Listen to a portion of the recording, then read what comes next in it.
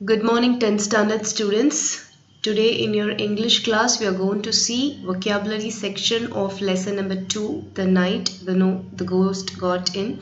In the last class we have completed that prose lesson. So today we will see the vocabulary section given in that particular lesson. So see this vocabulary section. The first one is slang expression. Slang expression is a type of language consisting of words and phrases that are regarded as very informal and more common in speech than writing. So slang அப்படிங்கிறது என்ன அப்படின்னா ஒரு language வந்து எப்படி வந்து இன்ஃபார்மலாக பேசுறது அப்படிங்கிறது தான் வந்து ஸ்லாங்.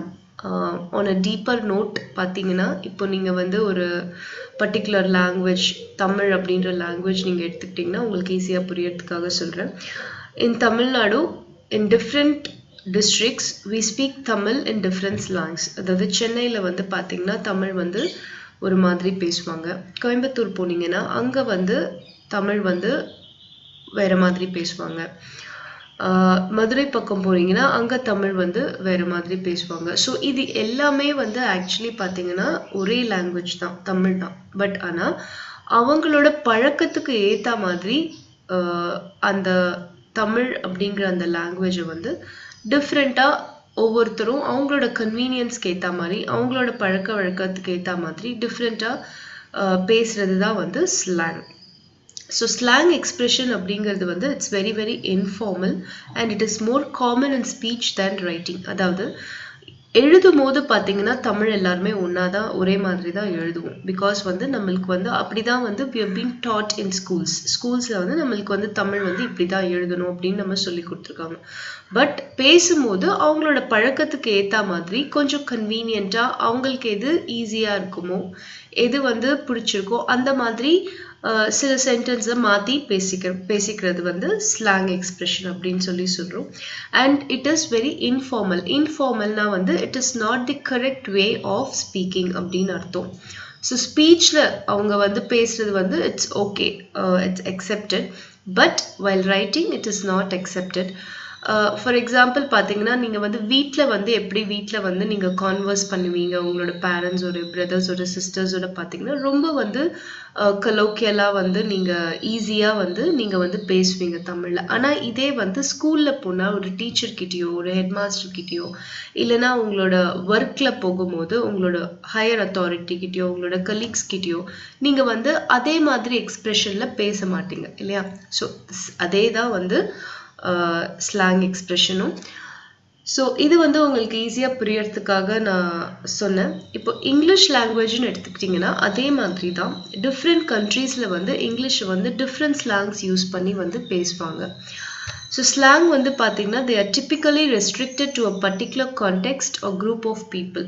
சம்டைம்ஸ் பார்த்தீங்கன்னா ஒரு சில விஷயங்கள், அதாவது கான்டெக்ட்ஸ்னால் ஒரு பர்டிகுலர் விஷயத்தை பேசும்போது மட்டும் அவங்க அந்த ஸ்லாங்கை யூஸ் பண்ணுவாங்க. அப்படி இல்லைன்னா ஒரு குரூப் ஆஃப் பீப்புள் நான் சொன்ன மாதிரி பார்த்தீங்கன்னா it varies according to the place where they live.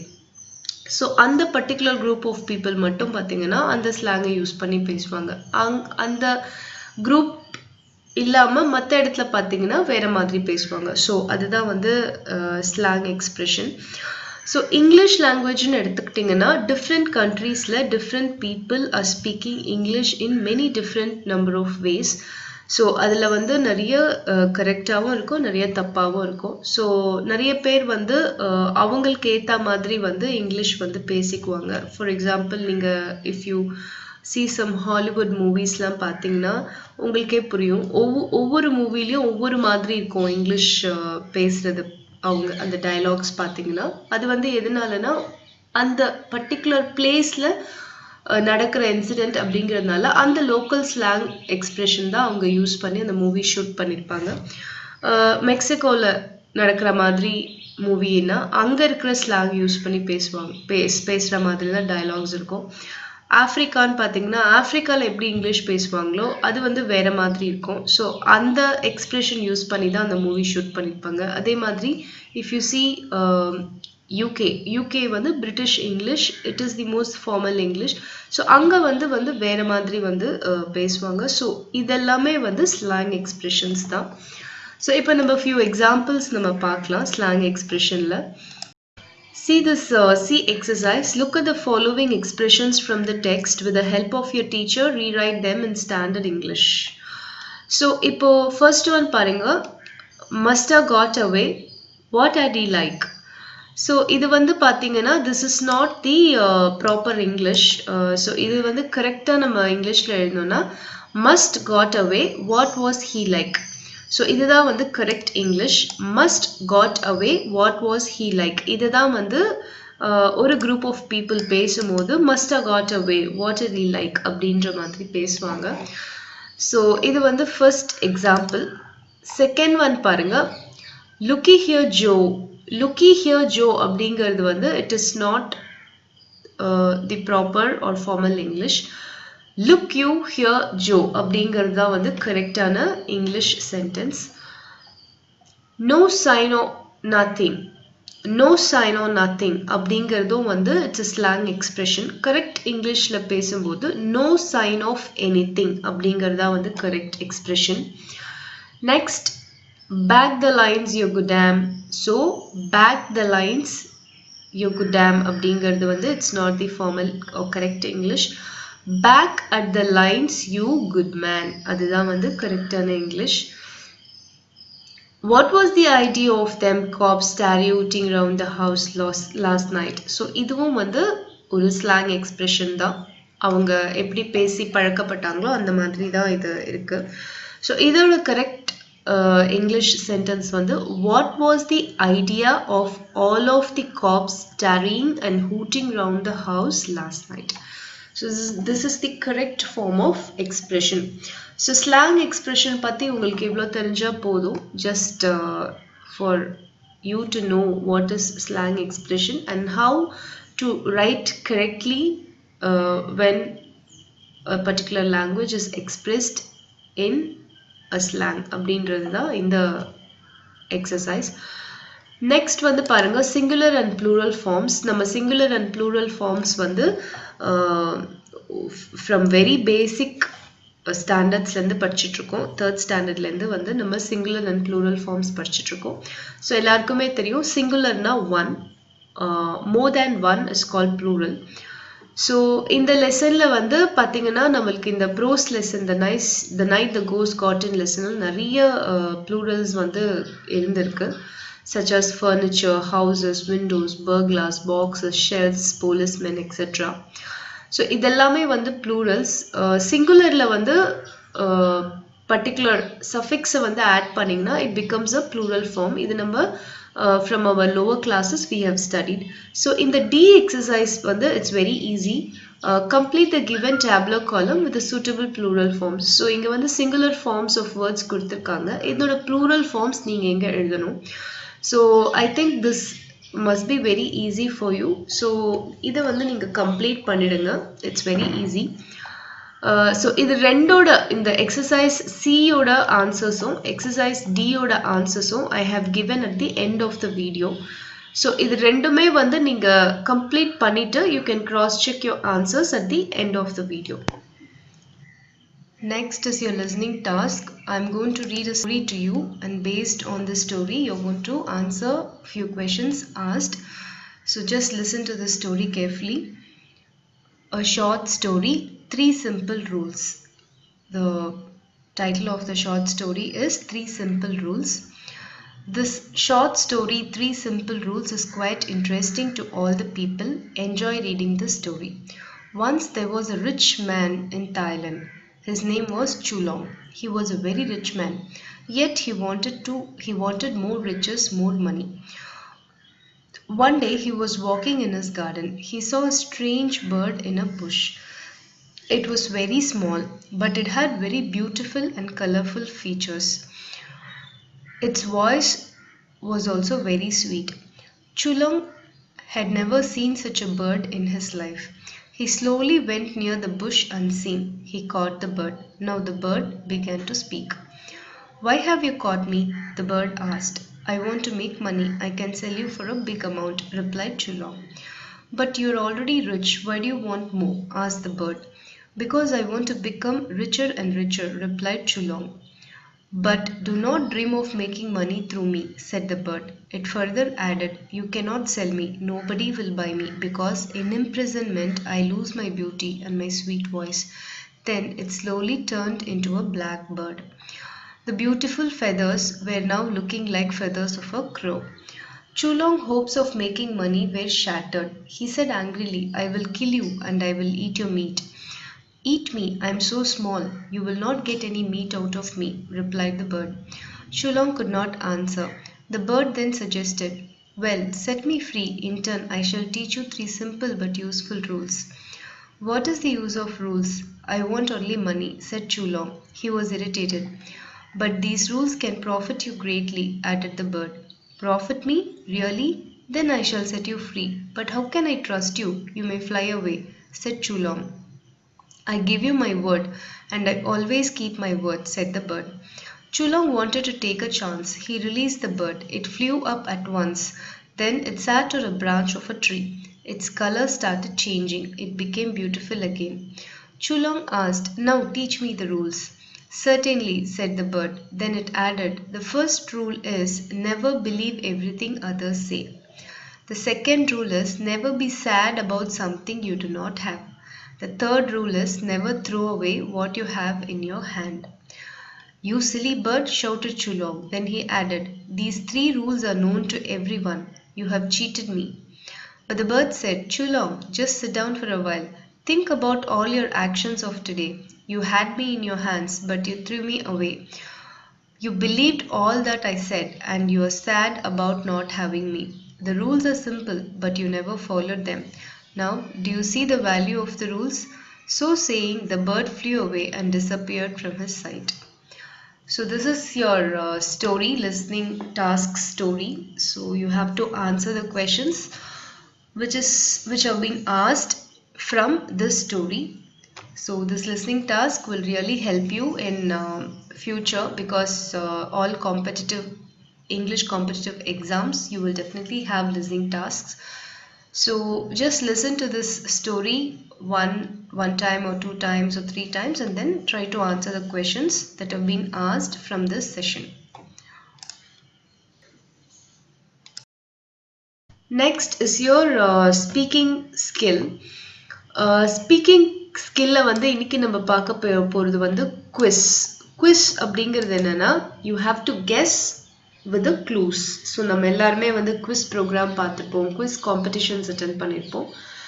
So அதுல வந்து என்னன்னா, we will be asked a question based on the clue in that question. We have to find out the answer. இதுதான் வந்து quiz.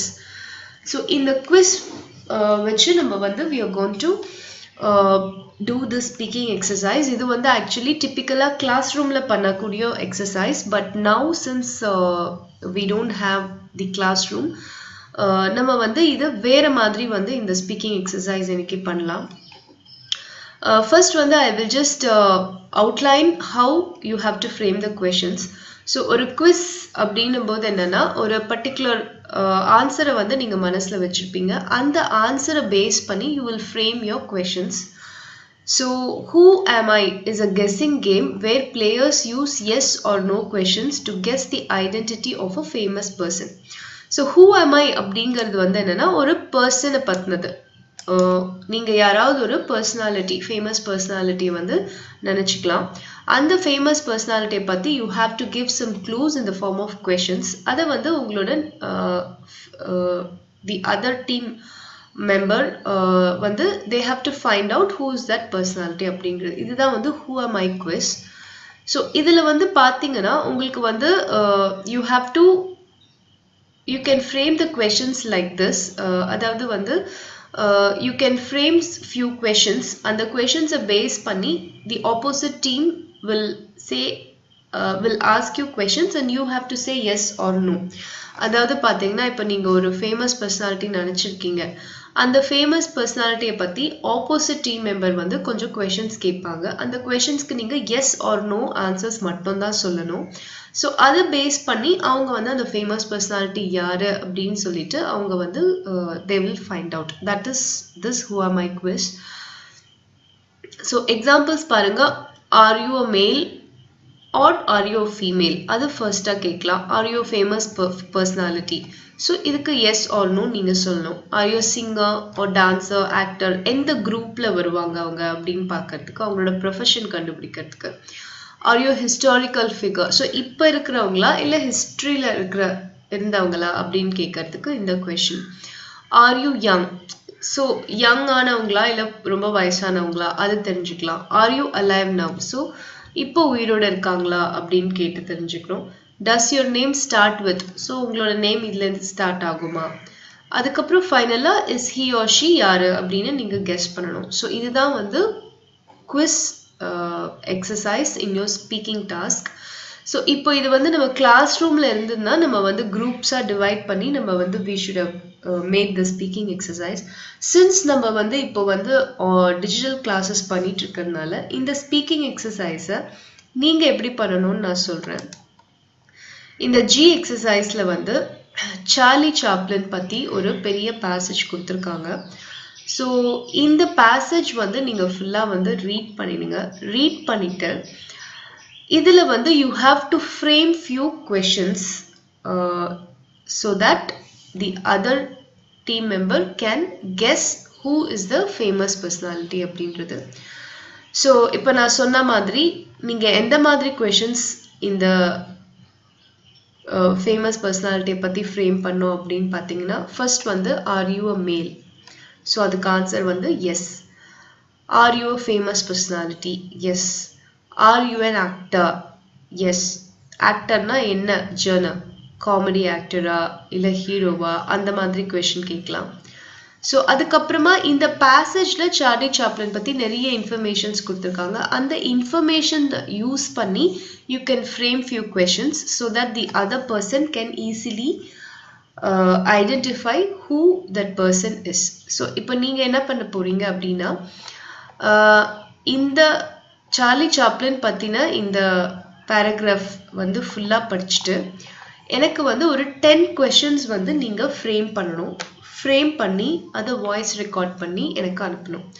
So அந்த frame பண்ணுற அந்த 10 questions வந்து ஈஸியாக சார்லி சாப்ளின் தான் அப்படின்னு சொல்லி ஃபைண்ட் அவுட் பண்ணுற மாதிரியான கொஸ்டின்ஸாக இருக்கணும். ஸோ அதுக்கு ஏற்ற மாதிரி நீங்கள் அந்த கொஸ்டின்ஸை ஃப்ரேம் பண்ணி வாய்ஸ் ரெக்கார்ட் பண்ணி எனக்கு அனுப்புங்க. This is your today's speaking task. So I'm repeating it again. ஜியில் கொடுத்துருக்கிற ஒரு பேசேஜ் இருக்கு, அதாவது Charlie Chaplin the famous comedy actor, அவரை பற்றின இன்ஃபர்மேஷன்ஸ் வந்து கொடுத்துருக்காங்க. இந்த இன்ஃபர்மேஷன் நீங்கள் ஃபுல்லாக படிச்சுட்டு அவரை பற்றி ஒரு 10 கொஸ்டின்ஸ் நீங்கள் ஃப்ரேம் பண்ணணும். எப்படி ஃப்ரேம் பண்ணணும்னா, இப்போ உங்களோட ஃப்ரெண்ட் வந்து இந்த 10 கொஸ்டின்ஸை படிச்சுட்டு அது சார்லி சாப்ளின் தான் அப்படின்னு சொல்லிட்டு ஃபைன் பண்ணணும். அந்த மாதிரி 10 கொஸ்டின்ஸ் ஃப்ரேம் பண்ணி அதை வாய்ஸ் ரெக்கார்ட் பண்ணி எனக்கு அனுப்பணும். So this is your speaking task for today. Next is your reading assignment. இந்த reading taskல வந்து உங்களுக்கு வந்து ஒரு short story கொடுத்திருக்காங்க. The tie that does not bind அப்படிங்கிறது தான் அந்த ஸ்டோரி. இது வந்து ஒரு incident based story. So இதை வந்து you have to read. இந்த ஸ்டோரி வந்து நீங்க ஃபுல்லா படிக்கணும். படிச்சுட்டு இதுக்கப்புறமா கொடுத்திருக்கிற 3 exercises வந்து you have to finish. Very interesting story. நீங்கள் படிச்சு பாருங்க. It's very easy. நீங்கள் படித்தாலே உங்களுக்கு வந்து you can understand what is the incident is all about. So இது படித்து முடிச்சுட்டு இந்த H exercise you have to answer. Read the incident again and answer the following questions. So இதில் 5 கொஷின்ஸ் வந்து you have to answer. Next வந்து பார்த்தீங்கன்னா, இது வந்து உங்களோட நீங்கள் எப்படி பேராகிராஃப் படிச்சுட்டு அதுலேருந்து கொஷின்ஸ் ஆன்சர் பண்ணீங்க அதே தான், சிம்பிள். அது வந்து பேராகிராஃப், பட் இது வந்து ஒரு ஸ்டோரி. ஸோ இந்த ஸ்டோரியை படித்து நீங்கள் இந்த ஸ்டோரியோட என்ன, இந்த ஸ்டோரியோட on what the story is based upon அப்படிங்கிறத நீங்கள் அண்டர்ஸ்டாண்ட் பண்ணிட்டு அதுக்கப்புறமா you can answer these questions. Next வந்து ஐ வந்து பார்த்தீங்கன்னா சஜஸ்டிங் டைட்டில்ஸ். ஸோ இங்கே வந்து பார்த்தீங்கன்னா ஒரு 6 டைட்டில்ஸ் கொடுத்துருக்காங்க. இந்த 6 டைட்டில்ஸ்க்கு எந்த பேராகிராஃப் வந்து கரெக்டாக ஆப்டாக வந்து சூட் ஆகும் அப்படிங்கிறத நீங்கள் வந்து எழுதணும். ஸோ இது வந்து பார்த்தீங்கன்னா இந்த ஸ்டோரியில் இந்த டைட்டிலுக்கு எந்த பேராகிராஃப் வந்து பொருந்தும் அப்படிங்கறத தான் நீங்க எடுத்து எழுதணும். ஸோ நீங்க இந்த ஸ்டோரியில வந்து நீங்க படிக்கும் போதே உங்களுக்கு தெரியும் எந்த இடத்துல வந்து அந்த டைட்டில் நீங்க ஃபிட் பண்ணலாம் அப்படின்னு சொல்லி நீங்க பார்த்துட்டு அதுக்கு சூட்டபிளா நீங்க இந்த டைட்டிலுக்கு ஏற்ற பேராகிராஃபை வந்து சூஸ் பண்ணணும். நெக்ஸ்ட் வந்து J exercise. J exercise வந்து look at the following situations the writer was in. He could have avoided the situation and saved himself. Glance through the write-up again and comment on what the writer should have done in the following situations. So நீங்க இந்த story படிச்சதுக்கு அப்புறமா உங்களுக்கு புரியும். அதுக்கப்புறமா வந்து நீங்க இந்த J exercise நீங்க பண்ணுங்க.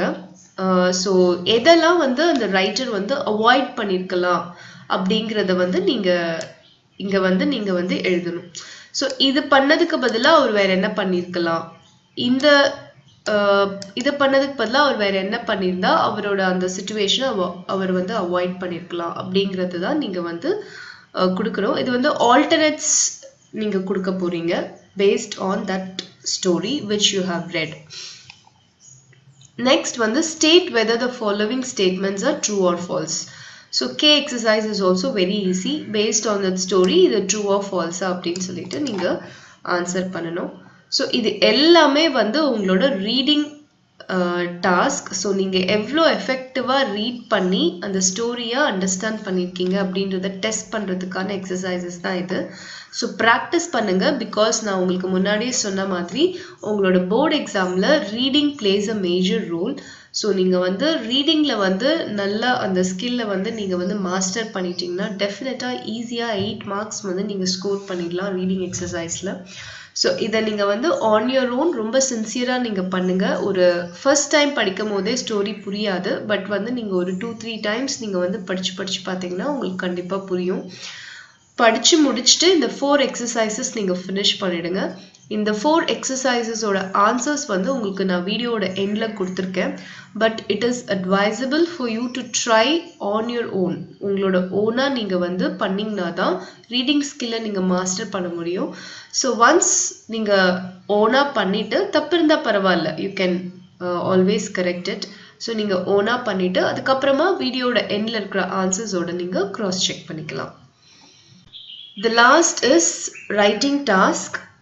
இன்னைக்கு ரைட்டிங் டாஸ்க்ல வந்து how to write a good speech அப்படிங்கிறத நம்ம பார்க்க போறோம். இப்போ நம்ம எல்லாருக்குமே தெரியும், இப்போ ஏதோ ஒரு ஸ்பீச்சுக்காக நம்ம ப்ரிப்பேர் பண்ண போறோம். லைக் நம்ம வந்து ஒரு ஃபங்க்ஷன் நடக்குது, அந்த ஃபங்க்ஷனில் வந்து நம்ம போய் ஒரு ஸ்பீச் கொடுக்கணும். அந்த ஸ்பீச்சுக்கு வந்து நான் எப்படி ப்ரிப்பேர் பண்ணுவேன், நான் வந்து டைரெக்டாக வந்து ஆடிட்டோரியமுக்கு போயிட்டு ஸ்டேஜில் ஏறி எந்த ப்ரிப்ரேஷனும் இல்லாமல் என்னால் வந்து அந்த ஸ்பீச்சை கொடுக்க முடியுமா அப்படின்னு கேட்டால் சில பேரால் முடியும். அது வந்து ஹேபிச்சுவல் ஸ்பீக்கர்ஸ், அதாவது வந்து ரொம்ப காலங்காலமாக வந்து அந்த மாதிரி மேடை பேச்சுக்களில் வந்து வல்லுநராக இருக்கவங்க, ரொம்ப அழகாக வந்து மேடை பேச்சு பேசக்கூடியவங்க, அதாவது ஸ்டேஜ் ஸ்பீக்கிங் சொல்லுவோம். அதில் வந்து யாரெல்லாம் வந்து டேலண்டடாக இருக்காங்களோ அவங்களால எந்த ப்ரிப்ரேஷனும் இல்லாமல் கண்டிப்பாக பேச முடியும்.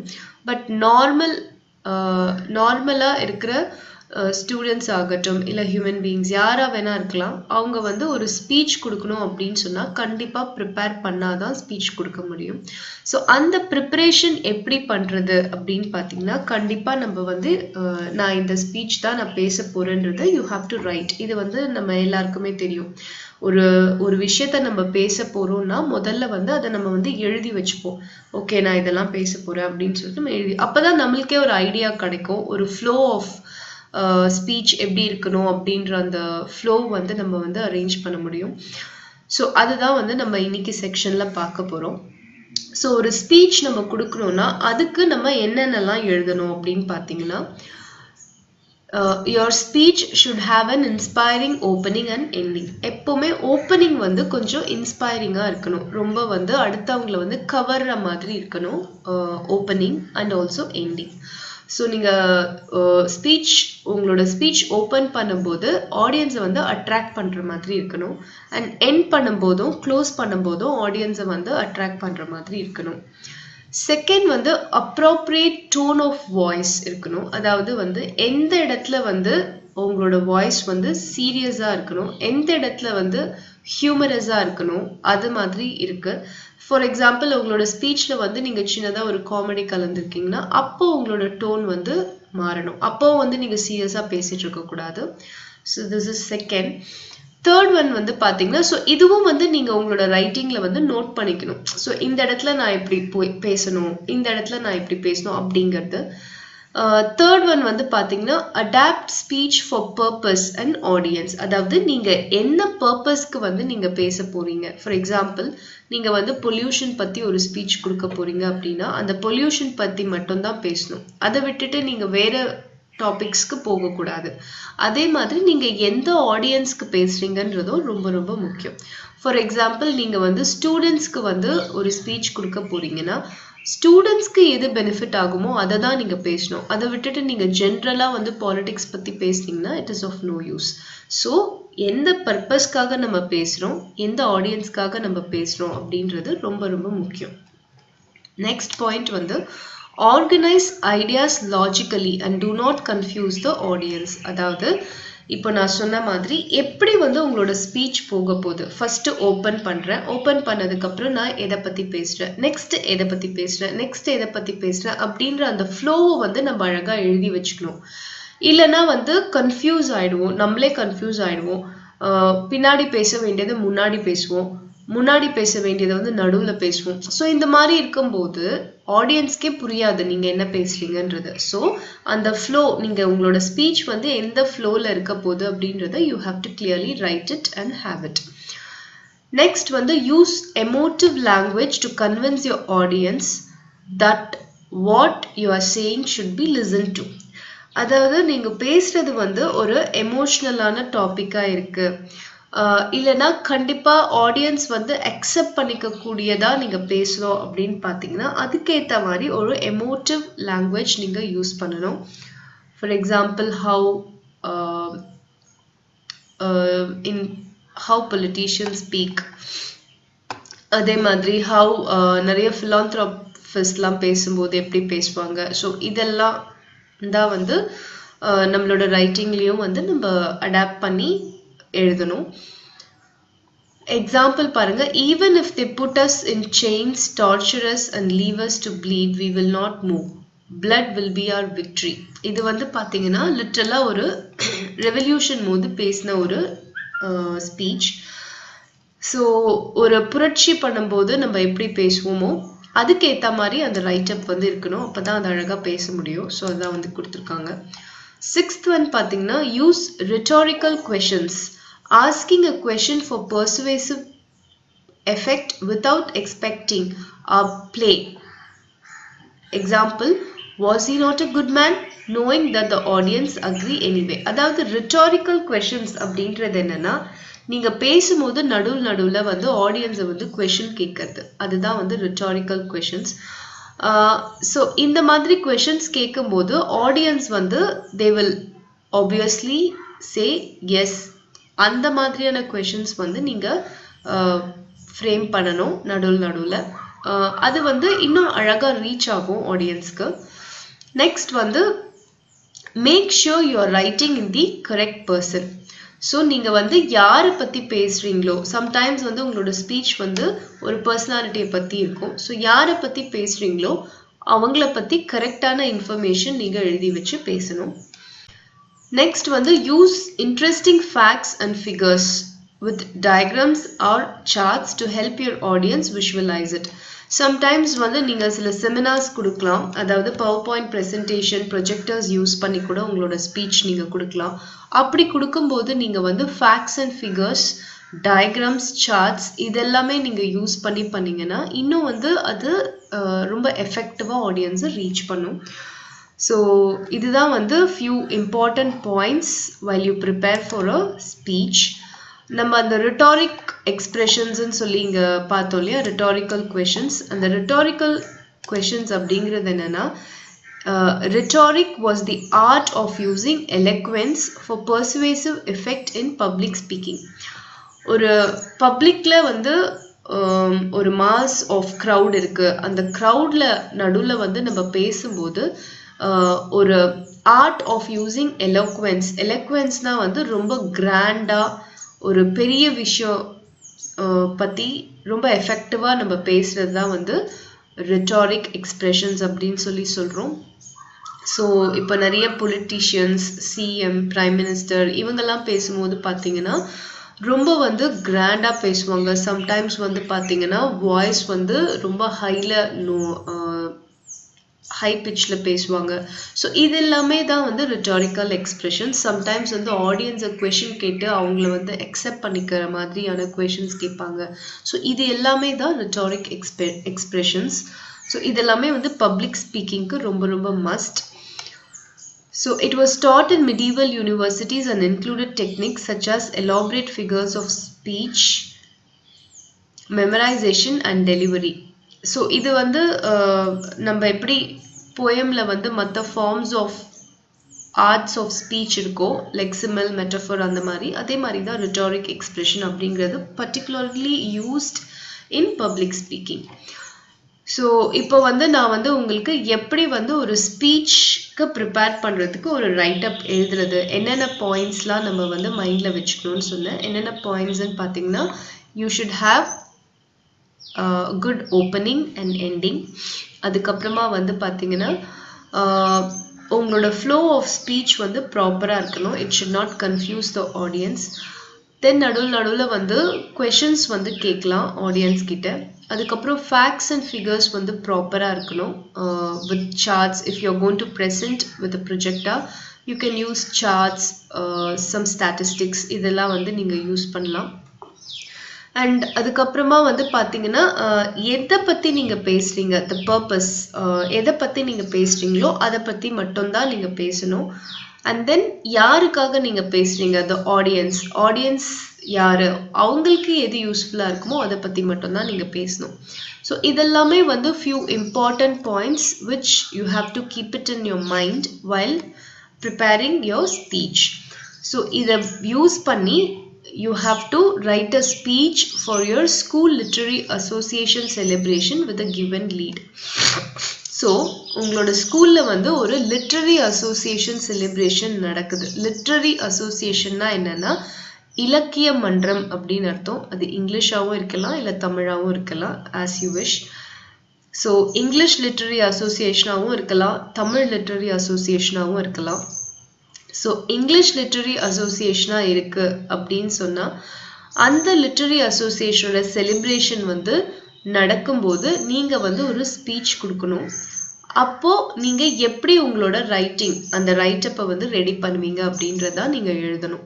ஃபர்ஸ்ட் வந்து ஓப்பனிங் இருக்கணும்.